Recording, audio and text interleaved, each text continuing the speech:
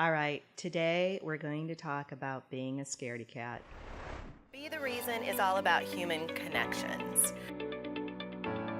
Because no matter how much we think we know how we are being heard, there is one thing that I can guarantee based on my decades of professional experience. Other humans will hear us differently than we hear ourselves. In other words, the responsibility is on us to communicate as effectively as possible, whether in professional or personal conversations. So let's dig in.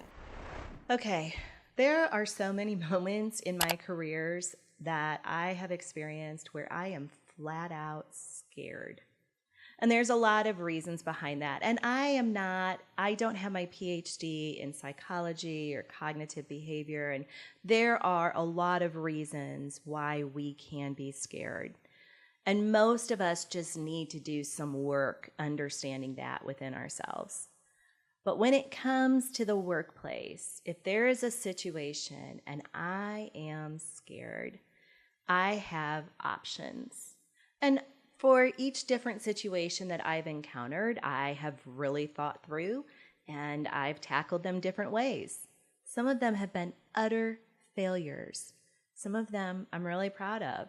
Most of them I've just grown and taken baby steps in growing. But one of the things I started doing in the latter half of my career is I started telling the person that I was working with or working for about my fear. I just said it. It took vulnerability, it took humility, but I would typically do it in a one-on-one situation, and I would just say, I am seriously struggling with being afraid of this project. I'm afraid I'm going to fail. I'm afraid I'm not going to do the right thing.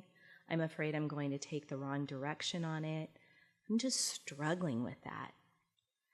9 times out of 10, they thoroughly embraced that conversation.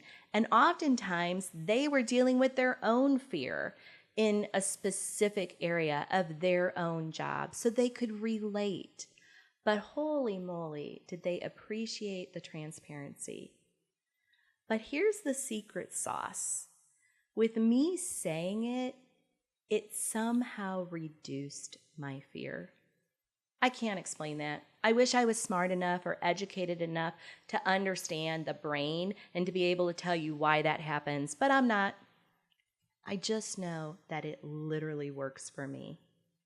Now, there are some people that you cannot be vulnerable with and you cannot be humble with.